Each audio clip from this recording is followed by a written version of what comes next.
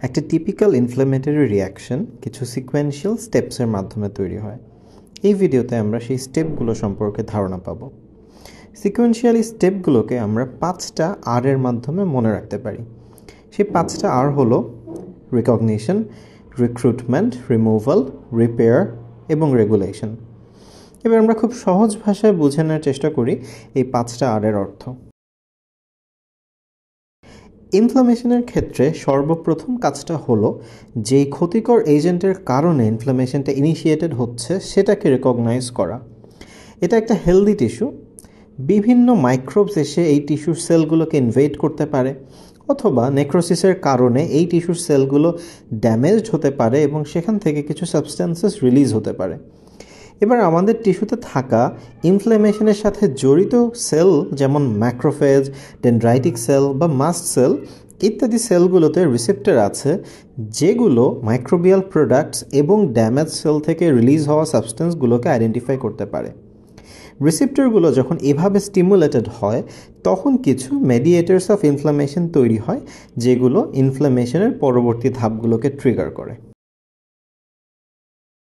একটু আগে রিলিজ হওয়া মেডিয়েটরগুলো আমাদের শরীরে থাকা ব্লাড ভেসেলে কিছু কোঅর্ডিনেটেড চেঞ্জেস আনতে পারে, যেমন রিক্রুটমেন্ট, ভেসোডাইলেশন, ভাস্কুলার পারমিয়েবিলিটি বাড়িয়ে দেওয়া ইত্যাদি। এবং যেহেতু আমাদের শরীরের সকল টিস্যুতে রক্ত চলাচল আছে, তাই কোনো টিস্যুতে যদি মাইক্রোবিয়াল ইনভেশন হয় অথবা টিস্যু ইনজুরি হয় তখন খুব সহজেই মেডিয়েটরের আনা পরিবর্তনগুলোর কারণে সেই টিস্যুতে লিউকোসাইটস এবং কমপ্লিমেন্টের মতো প্লাজমা প্রোটিনগুলো পৌঁছে যেতে পারবে। আসলে এই ধাপে আমাদের সার্কুলেশনে থাকা লিউকোসাইট বা প্লাজমা প্রোটিনকে রিক্রুট করে এক্সট্রাভাস্কুলার সাইটে নিয়ে আসা হয় বলেই এই ধাপের নাম রিক্রুটমেন্ট দেওয়া হয়েছে।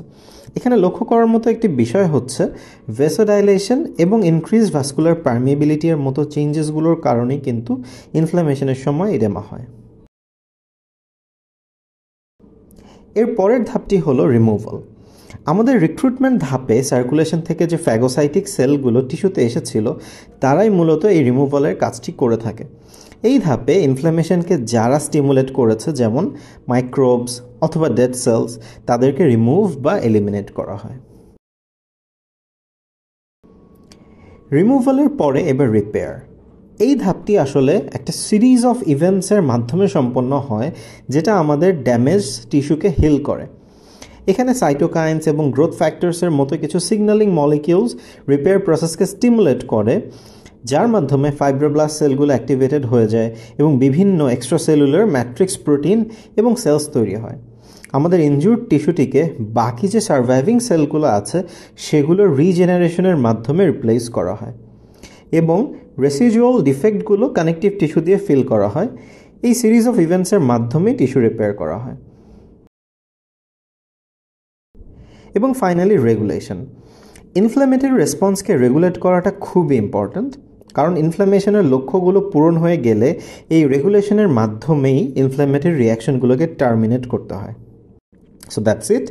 Recognition, recruitment, removal, repair and regulation, এই 5টি আর এর মাধ্যমে কীভাবে টিপিক্যাল ইনফ্ল্যামেটরি রিঅ্যাকশন ডেভেলপড হয়ে থাকে সেটা আমরা খুব সহজে জেনে নিলাম।